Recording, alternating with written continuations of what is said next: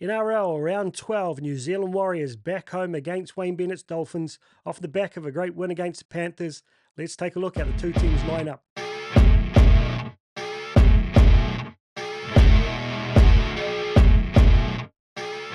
Hey team, welcome back into the Warriorholic. Smiles all round after that great performance in the weekend. One of the greatest wins for our club, I think, in the context of having so many guys out, coming up against the three-time champs, been playing pretty well recently, and us off the back of a really challenging month or so.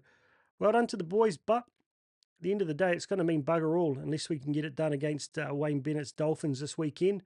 But as I break this down, I'm pretty confident we've got a very good chance of doing it. This year, Dolphins off to a start like they had last year, charging up in fourth with 7 wins from their 10 games. They've had the bye as well. We're down in 13th with just 4 wins and a draw from our 11 games yet to have the bye. So get these 2 points, another 2 next week for the bye, and all of a sudden we're right back up in the mix. Looking at how the two clubs have stacked up over the years, 2 games so far, 1 apiece, 34-10. They spanked us in the final round last year off the back of us resting most of our top players, and we spanked them earlier on in the season 30-8. Like I said, 4 wins for us, 7 for them. Total points 216 for, 223 against. So we're into a minus there for the Warriors now after having a really significant for and against in the positives for a while there. They've scored 266 points and only conceded 197, which in itself seems awesome, but similar completion rates there. Tackle efficiency, both very similar, 88%.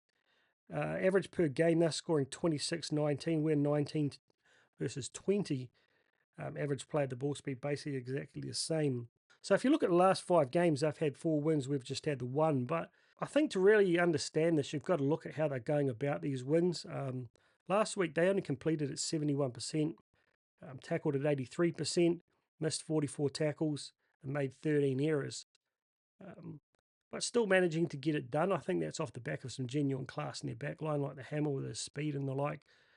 But the Tigers, pretty average. So I hope us coming off the back of a challenging sort of month of footy up against really solid teams playing in form, even the likes of Dragons, they're not a formed team, but geez, they played well against us. So they have challenged us. So we won't be surprised if the Dolphins do come out and play really well. We'll be prepared for it. But if they put on a performance like they did in the weekend, there's every chance we could do them quite comfortably. Here's hoping. I'm going to start out by going through the teams as listed, but I'll be honest, I don't expect this team to line up for us. There would be a couple of changes as we get closer to the weekend, and I'll finish up by giving you who the team is I think might run out on the weekend. But you've only got to go with who's on the paper at the moment. So we've got Team Tuaupiki getting his 2nd game in a row up against the Hammer back at fullback at the moment. Probably his best position, gives him a lot of space to use his speed. It's be a really challenging matchup for Team Tuaupiki. Up against one of the fastest guys in the comp. Not a huge guy, 1.86 and 89 kg. Tane just 1.78 and 83, so giving away a bit of size, even though Hammer's not that huge. Experience-wise, 76 games, Tane with 19, but he's played a lot of Q Cup and New South Wales Cup. Average running meters, though, Tane 176 versus the Hammer at 161. That said, he's played a bit at centre, which brings that number down a bit. 1 try versus 7, however. 18 tackle breaks in just 4 games for Tane, though, and only 24 tackle breaks in 6 games for the Hammer. You'd expect him to have a few more with his speed. 1 try assist, 2 line breaks, and 84% tackle efficiency for Tane, versus 2 try assists, 6 line breaks, and 82% tackle efficiency for the Hammer. They'll both have a big influence on how we go, I think. The Hammer, just that genuine speed is something we probably lack. And saying that, Dillon did pretty well the other week to run down Young, so he still shows that he's got a lot of speed there. But really, the only time we see it is when he gets an intercept, whereas they're able to create a few tries, like literally from nothing, and he's going length of the field. Tane, more of a hands-on player. Good ball playing skills, great feet around the ruck, great energy. Great to see him get his first try on the weekend. So I think it's an interesting matchup, but it's hard to pick against Hammer. He'll be fired up trying to get an origin spot this week.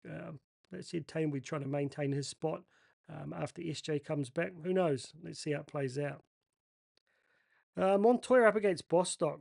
Bostock's really come of age this season, up to 14 games now. Just starting out as a rookie the last when we played him last season, versus Montoya obviously with 124 games. Similar size guys. Running meters quite similar there, 145 versus 137, but 9 tries for Bostock versus Montoya's 3.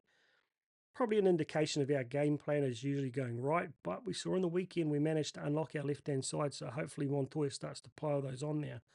4 line breaks versus 11, and 78 versus 85% tackle efficiency. So I did underrate Jack Bostock when we first played him last year, but he's definitely stepped up, being recognised in the commentary as one of the up-and-coming players of the NRL right now, so we'll have to work hard to control him. He's a high-energy player and very quick, just like Hammer.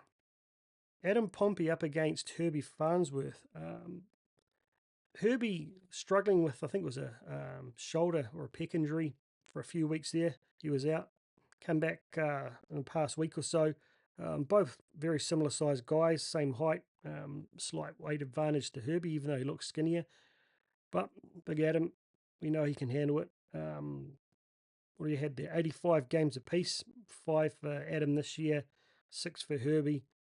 Just 100 running meters for Adam, but it's good to see him getting up over the 100, well up over 100 last weekend. Last year, it often sit down around the 70, 80 meter mark, but 151 is pretty solid for Herbie at centre. 1 try for Adam, 11 tackle breaks, no try assists, 1 line break, and 91% tackle efficiency. 1 try, 19 tackle breaks, 2 try assists, no line breaks. That surprises me for Herbie, and 90% tackle efficiency. So very similar guys. Herbie probably with more speed, but Adam, I like it. I like the way he's been playing, solid all-round game. Got to get that defensive combination going a little bit better, but I still like what he's doing, and I think he can more than match Herbie. So Rocco Berry named here to match up against Jake Averillo. There's no way he plays. I'm convinced of that. I was told by a good mate that he's still walking around in a sling as recently as yesterday. So I believe he's been named here as a smokescreen. My guess, I'll get on to in a bit more detail later, is we may see Myla Graham Tolfer come in for his debut. Other than doing that, I think it gets a little bit complicated, but let's just focus more on Averillo here. Meter 83, 92, so not the biggest guy in the world. 87 games, just 9 this season. Average running meters of 110. 4 tries, 27 tackle breaks, 4 try assists, 4 line breaks, 84% tackle efficiency. He's a very good player, good ball skills, great at setting people up, very strong, even though he's not the biggest guy, pretty quick as well. So he'll be a challenge. Whoever comes up against him, probably, we may see options such as Montoya coming into the centres. I've heard people talk about Chanel Harris-Tavita maybe at centre. But for me, I think Graham Telfer has been playing well in centre in Cup. He's got the wheels. He played well in the trial. So I think he'd be a very good matchup for him. Similar sized guys and very similar skill set. So let's see who comes out there on game day, because we know Webby loves a smokescreen. Next up, Dallin against Isako. Kiwi versus Kiwi matchup here. 200 games for Dallin now. Great to get him up into that 200 club with a win. 122 games for Isako, so he's been around for a while. Similarly sized guys, both really quick, both high energy players, both playing 10 games this season. Similar run meters, 151 for Dallin versus 146. 5 tries versus 6. 37 tackle breaks versus 34. 1 try assist and 6 line breaks for Dallin versus 2 try assists and 8 line breaks for Isako. Very similar, a lot about these two guys. It's interesting, Isakov he was one of the breakout players last season. It's felt like he's been a little bit quieter this year, but still very solid numbers there. He'll have a big influence on the outcome of the game, but I think Dallin can more than match him, so should be an interesting matchup. But in all likelihood, it'll be dictated by whoever wins the middle and the centre combos as to which one of these two guys gets up and has the bigger impact on the game. And CNK gets another run at 5'8" up against Cody Nikorima. A couple of Kiwi boys again. Very different size there. Meter 82 and 96 kg versus 174. One of the guys who's closest to my height in the NRL. And 82 kgs. He's a lightning stepper. He's a high energy player. Old Cody. Never really thought he reached his potential here at the Warriors. Always thought he was a poor man's SJ, but old Wayne's taken him to another level and has stepped up to be one of their most dominant players. So he'll be a handful for Chance. 191 games now versus Chance is 103. Doesn't seem like he's been around for that long. 7 games this year for Chance, 10 for Cody. Average running meter is slightly different here, given our boy usually plays at the back, 229 versus 40. Average kicking meters, well, Chance doesn't kick. Cody kicking for about 67, does about a quarter maybe of their kicking. 2 tries, 3 try assists, 5 line breaks, and 79% tackle efficiency, but spending a lot of time at fullback there. The percentages for fullbacks are always a bit lower. 1 try, 8 try assists, 11 line break assists, and 89% tackle efficiency for Cody. So obviously playing on opposite sides of the field, they won't be defending against each other. Tamati Martin's going to have to be on his game.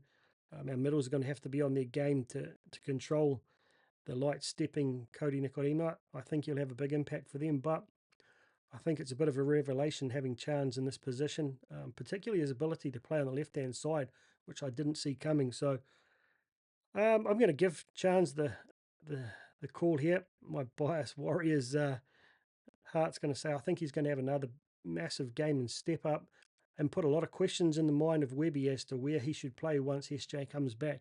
Does Tane stay at the back and Chance stay there at 5'8", or do we go back to Chance at the back and Tamati at 5'8"? We shall see. Speaking of Tamati, we've got him up against Katoa, one of the best young halfbacks in the comp. Well done to Wayne for pulling him out of the Panthers. This kid is going to be around for a long time.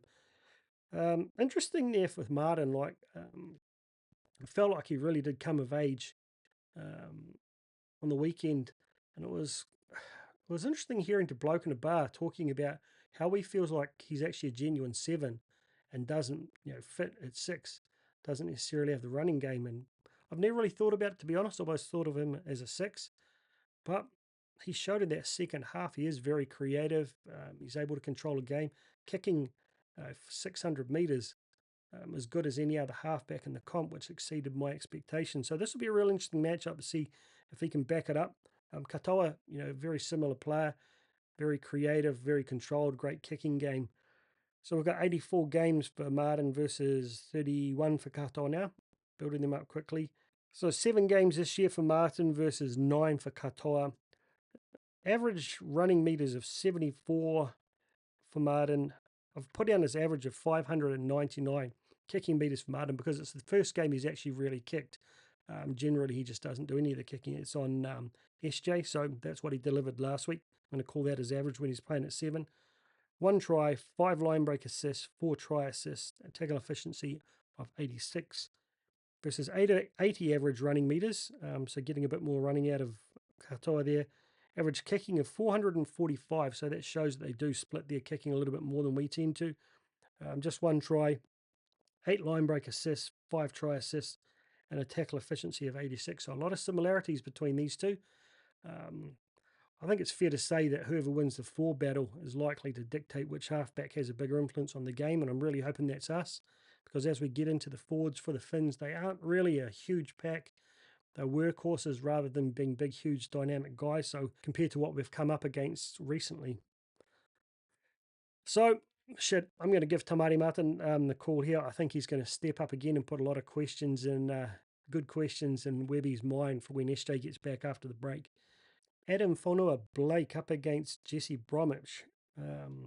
AFB really quiet on the weekend. Not sure if he's sick, not sure if he's injured. Down on minutes, down on meters, down on post-contact meters. First time my history of doing this that he was under 100 metres running there, so his averages have dropped down a bit. Up against Jesse Bromwich, the absolute machine who still keeps going though. This is his final season. 170 games for AFB. Half of what Jesse Bromwich has made in AFB's one of the more experienced props in the comp. Size-wise, Jesse's a bit taller, a bit lighter. 11 games this year for AFB versus 10 games for Bromwich, both playing every game for their respective clubs. 177 average running meters for AFB versus 79, and 73 post-contact meters average for AFB versus 30. So Jesse's just one of those odd guys. He doesn't make a lot of meters, doesn't make a lot of tackles, but he's just out there grinding, and you feel his presence. 5 tries for AFB versus none, 43 tackle breaks versus 6, 9 offloads versus 6, 94% tackle efficiency versus 92. So you'd think AFB wins this hands down every time. But can he take it up to that season best level that we expect from him every week? Back to playing big minutes, Jesse only playing limited minutes compared to him. You'd have to rate AFB on his day to clean up here, but which AFB do we get to see? Hooker, this is a bit contentious. Freddie Lussick, a lot of fans upset that he got the call ahead of Paul Roach after Paul's great game on the weekend, showing a lot of skill that we didn't realise he had, particularly that passing game so crisp. But Lussick gets not up against Marshall King. 34 games now for Lussick, but coming back this week off the back of that head knock and off the back of a suspension there for snapping old Ilias's legs. Just played 4 games up against 10 for Marshall King. Size-wise, Marshall King, even taller than Egan, 1.86 m, probably one of the taller hookers in the comp. But Lussick with a heavier body. Lussick hasn't played any full game, so it's pretty hard to judge his numbers here, but 11 average running meters, no tries, no try assists, no line break assists, no offloads, but 92% tackle efficiency and making a huge amount of tackles. Marshall King running for an average of 53 meters, so that's more than Egan. We know he likes to get out of dummy half. Very quick, very elusive. 1 try, 5 try assists, 6 line break assists, and 7 offloads. So he does like to get the ball away when he does make a break. So we have to be very mindful of that because we do tend to struggle at times against second phase play. 92% tackle efficiency as well. So let me think about the logic of this. I like Lussick's defense, and I think that's probably, and his fitness. We know he can play 80, fittest guy in the club according to Webby, so I think that's why he gets the nod with a little bit more experience. At the moment, Paul Roach is not listed on the bench, but I highly expect him to come in, if not him, CHT. So this is going to be a good challenge for Lussick to really take it to another level now that he's got a genuine contender for his backup position. Him basically only being a hooker, maybe covering at 13 or in the middle at a stretch off the bench, but dealing with a guy like Roach, who is actually a genuine half, who now plays hooker, that's going to put a lot of pressure on him to try and maintain his spot. Marshall King will have a huge influence on the Dolphins game, as I said, very quick, very lively, highly energetic player. So I'm going to give him the nudge. I think he's one of the top hookers in the comp. A lot of people sleep on him. But Lussick, look for him to step up and really try and match him. Bunty Afoa, I'm kind of surprised he gets a nod again here up against Mark Nichols. 137 games for Bunty, 159 for Nichols. Size-wise, Bunty, much heavier guy at 113 kg versus 104. 8 games for Bunty this season, 10 games for Nichols. Bunty with an average running meters of 47 and 19 post-contact versus 119 running meters and 43 post-contact. No tries, 5 tackle breaks, no offloads. 96% tackle efficiency for Bunty. 3 tries, 11 tackle breaks, 2 offloads, and 95% tackle efficiency. Like I said, curious one for me. I was thinking Barnett back to prop, Jacob Laban to an edge now that we've got Marata back. May still happen, who knows. But Webby seems to like Bunty out there for that first 20 minutes for his defense. Big body, very good in the wrestle, helps slow the momentum down. Does he play that role this week? Interesting matchup, like Nichols far more meters there than Bromwich, so obviously playing bigger minutes and having a bigger impact. Bit of a workhorse, bit of an enigma. Doesn't really look like a footy player, but he gets the job done. So I'd say he's going to get a slight edge on Bunty here on the overall ability to deliver with run meters as well as defense.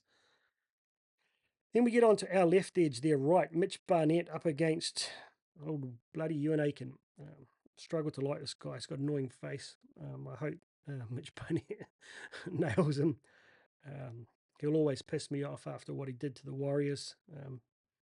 Pussying out, doing a runner on us. Never really thought he was that good for us. Some people kind of like what he did, but never really been a great fan. 154 games for Mitch Barnett versus 186. 11 games for Barnett this season versus 9. Barnett with 149 average running meters, though, versus 113 for Aiken. Aiken, an ex-centre, not a huge guy, only 96 kgs on an edge. Barnett been playing a lot in the middle there, but good to see he's doing really well on an edge as well. No tries, no line breaks, 1 line break assist, 11 offloads, 30 average tackles per game at 93% for Barnett. 1 try, 2 line breaks, 0 line break assists, 2 offloads, an average of 36 tackles a game at 97%. So Aiken's interesting. He does defend with a really high tackle efficiency, but he does have the odd miss in him. I'm really looking for Barnett to stove him. He's not, like I said, he's not a huge guy. He's not a guy who's like hugely impactful in the game. He's just a workhorse. And he's really annoying. So I really hope Mitch Barnett runs over him and completely dominates this and continues to put his name up for Origin like he did last week against the Pars. Smash him, bro. Smash him. Our right edge, their left edge, Jackson Ford up against Kaufusi. 68 games for Ford now, getting up in the numbers, getting closer and closer to 100. But Kaufusi close to 200. 11 games for Jackson this year, playing every game, and 7 for Kaufusi with a couple of, I think he's had an injury and a suspension. Average of 94 running meters with 3 tries, 4 line breaks, no offloads, but 39 tackles a game at 94% for Jackson. People question why he's in there. Their effort on defense, damn. Average running meters of just 89 for Kaufusi. No tries, 2 line breaks, 1 offload, and only 25 tackles a game. 93% tackle efficiency. So all the numbers indicate that Jackson is a better player these days. I think Kaufusi on his day was one of the best edges in the game, but starting to slow down a bit. I think he did a hammy when he got that. To get the try, he ended up passing to Hammer. I think that's when he did his hammy a few weeks back. So starting to slow down, but Jackson Ford just the motor that never stops. I'm astonished that people don't recognise the work he does, and he may not be a Olakaloto or one of those guys who's delivering those massive blockbusting runs, but he can make a line break, and he can, and he's got some wheels when he gets into the space. I think it's more of the fact that our halves haven't been able to link up with him that well lately. So I fully rate him to outplay Kaufusi this week. Hope he does. Lock, Dylan Walker versus Max Plath. This is really interesting. Neither guys who would be your first choice lock, at the start of the season. Obviously, us with Tohu and the Finns have had a few guys gone down injured and making the way for Plath there. Son of John Plath used to play for the Broncos back in the day.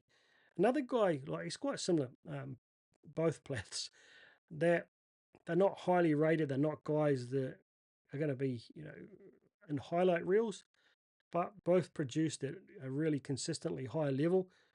And he's made a bit of a name for himself over the past couple of weeks. So it'll be an interesting matchup. Dylan Walker really stepping up on the back of having that ankle injury, but playing big minutes at the weekend. His speed, his ball playing, outstanding. No great drop off from losing Tohu, which is something we weren't able to do last year. So really excited to see Dylan get another start here, really step up and show that he's more dominant on a game than Max Plath. 216 games versus just 9. Walker playing 6 games this year versus 7. Average 131 running meters versus 90. Average post contact 34 versus 31. So Plath not running huge meters, but percentage wise getting a lot of post contact. 1 try versus 2 tries. 9 tackle breaks, 2 offloads, and an average of 28 tackles per game for Walker. 8 tackle breaks, 2 offloads, an average of 36 tackles for Plath, making a lot of tackles at 95%. Similarly, size-wise, Plath giving away a little bit there to Walker. So across the board, we've got a bigger pack, I think, particularly our starting pack. Walker, I hope his experience, I hope his mongrel, can help put young Plath in his place and really dominate the middle, get that ball playing going, working really well with Tamati Martin. because I think that combination will really set the tone for us to hopefully get the win. Onto the benches, Jazz Tavanga, Tom Ale, Jacob Laban and Marata Niakorea coming back off the back of that broken foot. Second foot injury of the year, 2 different feet. Man, get some steel cap boots, brother. Up against Josh Kerr, Kenny Bromwich, Ray Stone and Lemuele. So neither team going for an out-and-out utility on the bench. Big hard-working bench for the Finns. Lemuele probably the most impactful of that lot off the bench. I genuinely don't believe this is going to be our bench on the weekend, but if it is, it's solid. It's one of the more solid benches we've had. It just doesn't have that utility cover without Roach or CHT or someone else there. So if they matched up this way, I think we get it over them. I just love the energy Jazz brought last weekend. We saw Tom Ale's game the week before last, outstanding. Jacob Laban, massive on defense the weekend, 36 big tackles. Marata Niakorea, one of the most destructive runners we've got at the club. So bench for bench at this stage, if they line up that way, I'd give a slight edge to us. But I want to finish off by saying this is who I reckon will line up on the weekend. There's still a few other things that could come into the mix here, but this is the lineup I reckon that we actually see turn up. I think Tane stays at fullback. I think there's an option to bring Montoya into the centres, but I think he stays on the wing. Reduced disruption, Pompey, and then, as I said, Wala Graham Talfa to make his debut. Webby often keeps the debutants out of the sort of public eye until the very last minute. So I very much believe that having Rocco Berry in there is just a smoke screen. You don't get over you don't get over a broken hand in 2 weeks, particularly when you're still in a sling during the week. So I think Myla Graham Talfa would do a great job if he comes in. He showed his speed and his explosiveness in that trial against the Tigers. And I just watch him every time he runs out for cup. He's just one of those guys, always does a job. So really hope he gets a chance. Then we have Dallin, CNK and Tamati Martin completing the back line. I think the forwards light up as is. In saying that, as I said, I wouldn't be at all surprised if Bunty dropped out and Laban went into an edge and Barnett back to prop, but I think they'll probably line up like that. And in our bench, unfortunately, if the forwards line up like that, I think Jacob may drop off with Marata able to cover an edge and then having Tom Ale and Jazz as our middles cover and Paul Roach coming back in as our utility, capable of playing halves and hooker. Other options, we may see CHT come back into the mix, but I feel a guy with such limited footy this year and coming off a calf strain, why not give him the extra week off this week and the bye to make sure he's fully recovered for that run into the season? He is my utility off the bench. He is the guy because he's explosive, he's skillful, and he covers almost every position except prop on the field. So we may see him come in, we may not. If they moved Montoya to centre, we may see Ed Cossey come onto a wing, but I feel like that's disrupting 2 positions. So Myla Graham Talfa playing at centre a lot at cup makes sense for me, like for like, get him in there. So if we play to our potential, our lineup's looking a lot stronger. Our bench is definitely looking a lot stronger. Really excited to see Marata come back in and start smashing into some holes. I feel like we've got more than enough to get it done. Sold out crowd this weekend. The bandwagoners will be back off the back of that win against the Panthers, but never count out a Wayne Bennett coach team. They'll be turning things around after all his errors last week. We know that Wayne, he'll be putting all the focus on himself, signing for Souths just yesterday, taking all the pressure off his team, but behind the scenes he'll be getting them all fired up to try and keep that winning streak going. Up the Mighty Wars, I'm saying 13 plus to us at home. Going to start fast and put the foot down and keep it down all day. Get in behind the team. If you're going to the game, enjoy it. I'm flying to Japan on Sunday morning at friggin' 9 o'clock, so I'll be on the plane while the game's on, really hoping that they have Wi-Fi. I'll be able to listen to Sammy Hewitt there on SENZ while I'm on the plane and then watch it once I get off. Enjoy it. Onwards and upwards. Let's get these 4 points with this game in the bye.